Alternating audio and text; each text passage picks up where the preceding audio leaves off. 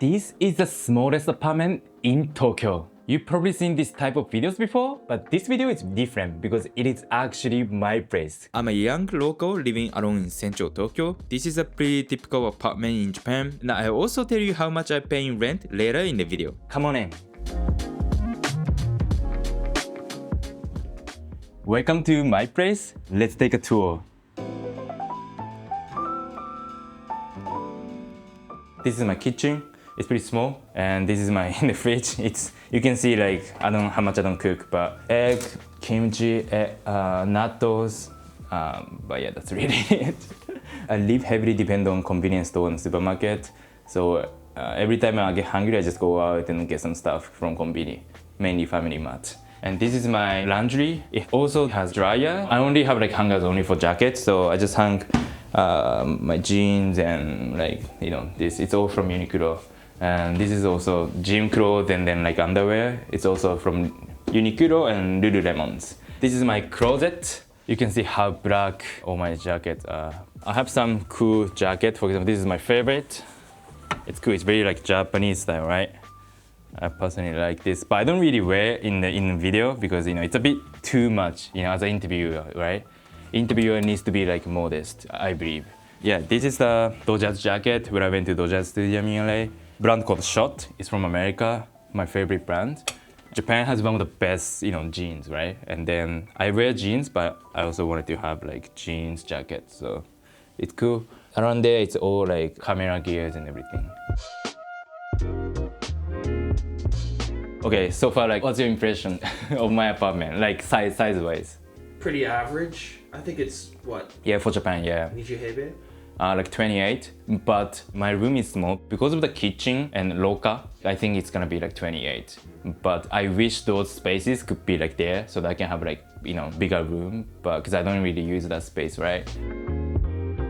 So this is the desk. I usually work from here or go to cafe, but where I live is very central, so all the cafes are very like touristy, to be honest, and then like I can't really have a seat and then like be on laptop.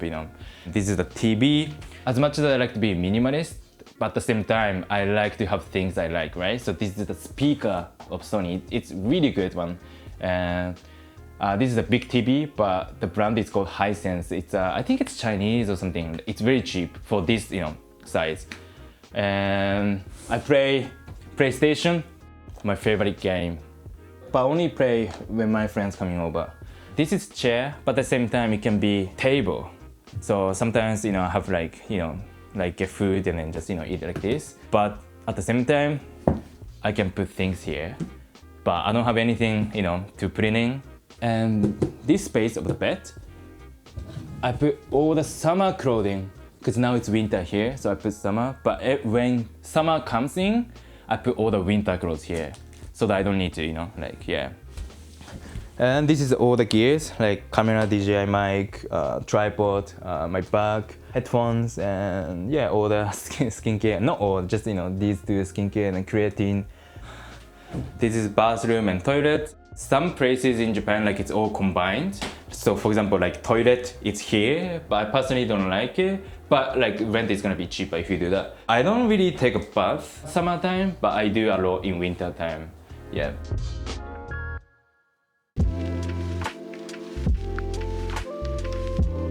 Okay, so here's my apartment. Like every time my friends like from abroad, especially from America, when they come over to my place, like they kind of shocked, because how small it is and how efficient it is at the same time. So how much you pay for rent? I pay like 130k yen. It's not bad, but I used to live a different area of Tokyo. My place here, like it's very central. Like when you step out of this apartment, you see like tourists already, right? But my previous place, it was a bit far from the central, but not too far, like 15 minutes by train, right? And I used to pay like 60,000 yen for the same size of apartment, right? So I'm just paying this amount just for the convenience of the area, right?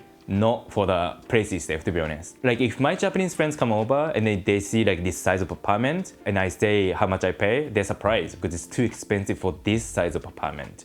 But I just paying for convenience and yeah, everything. And another story is that this is not actually under my name, actually my dad's name.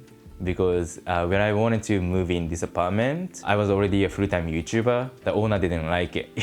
They were like, because I don't have like stable income, but they suggested if you pay 1 month rent extra, or if it's under your family's name, it's fine. And I asked my dad, can you help? And then and then I successfully avoided paying 1 month rent. That's interesting because you always hear stories about how it's hard for foreigners to get apartments, but that's the first time I've heard it's hard for a Japanese person to get one.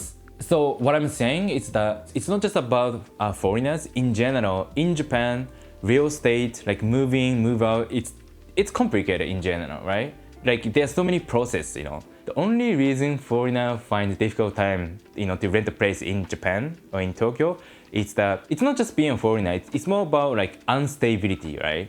Like the owner never know like when you're gonna leave Japan, right? Owner never know what kind of background you have, right? In general, my foreign friends tend to pay more than other Japanese people, generally speaking, for the same amount. They know that they're paying more, but that's the only way they can do, unless they have like, really good job in Japan or, something like that. But what do you think? I've lived in an apartment you said where it's like you have to pay more for like a very small space. So I used to live in a Nichu Heibe, so 200 square feet. Yeah, like a jail. It's called Leo Palace. I don't know if you know Leo Palace. So Leo Palace is like the McDonald's of apartments, and they're really tiny, but they're like already equipped. Like they have everything you need already, so you pay for that premium. So I remember I was living like in Kanagawa, and it was like maybe 5 minutes from the station for this size. Actually less, 21, and I was paying 64. 64, not bad, but my salary wasn't good back then. It was like I was making like 200,000, so it was pretty low. And then I moved to this countryside, and that one was funded by the school, so I only paid 10,000. But that one was so old. I don't know if you've ever lived in an old like inaka house or been to bachanchi. I had a 3DK. So if you don't know layouts in Japan, so 3DK is three bedrooms, 1 dining, and 1 kitchen. And it was like 67 square meters. So 650 square feet. That was out of Tokyo, right? So out of Tokyo, and it costed only 7만.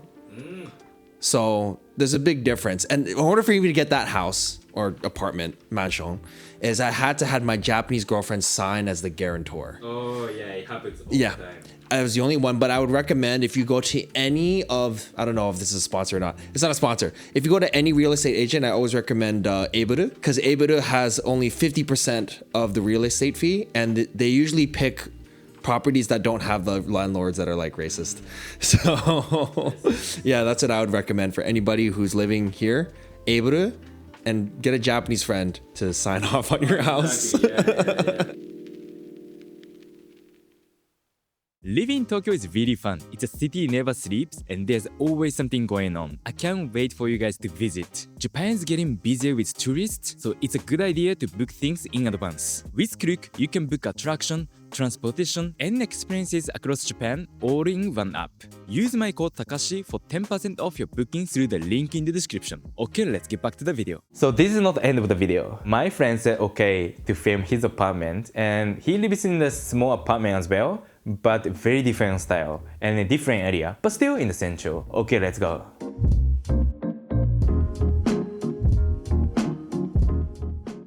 こんにちは。こんにちは。こんにちは。じゃあお願いします。はい。はい。どうぞどうぞ。はい、じゃあ友達の家に来ました。この家の広さは23.5平米。だいたい場所は東京のちょうどオフィスの中心。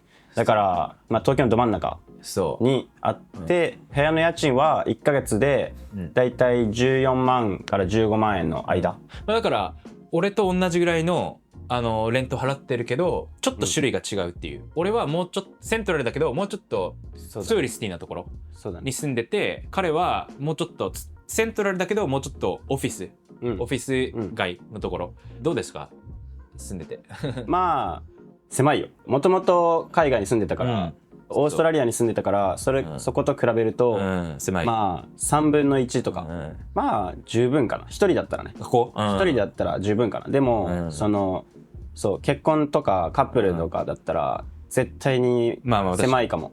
いやでも結構こんぐらいの狭さでもカップルで住んでる人とかもいっぱいいるから、東京はね。若い人はいっぱいいるから、結構俺の友達とかでもそうやっている人いるから。そうだね。あと外国の友達とかだと、兄弟で住んだりとかね、この広さに。確かに。で普段ここで仕事して。でジムも歩いて10分ぐらい。レストランもたくさんあって、駅も近いしね。駅も近いから、全部揃ってる。不便はないけど。じゃあツアーお願いしていいですか？あ、いいよ。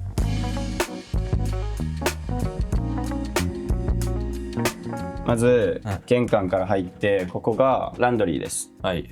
その前が、これがトイレ？そう、トイレ。で、これがバスルームだね、シャワー。ここがキッチンで、ここで料理して、料理はしますか？料理はほとんどしません。しないよね。ほとんどしません。そう、レイジーだから。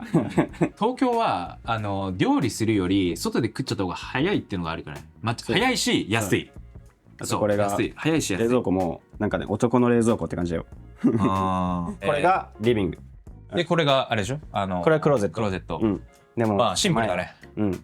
After I came back Australia, as I compare between Japan and like Australian lifestyle, then like I do like Japanese lifestyle, but for foreigners, you guys from America or from like Australia, from like UK, I feel that maybe you guys will probably feel like a little bit difficult to live in Japan because like as you guys can see, this is like small house, but I can definitely say like this is enough to live in Japan. This is enough to live in Tokyo. So it's more about if you prioritize space or convenience, and then we both prioritize convenience more than space, right? You cannot have both in Tokyo unless you're rich, right? So yeah. Okay, so this is how we live in Tokyo as a locals. I hope now you get a better understanding how Japanese people live. But this is only in Tokyo. Outside of Tokyo, it's a bit more like, different lifestyle. Like it's bigger, wider, everything. And if you want to watch another episode of like life in Japan like this, let me know in the comments. See you next time.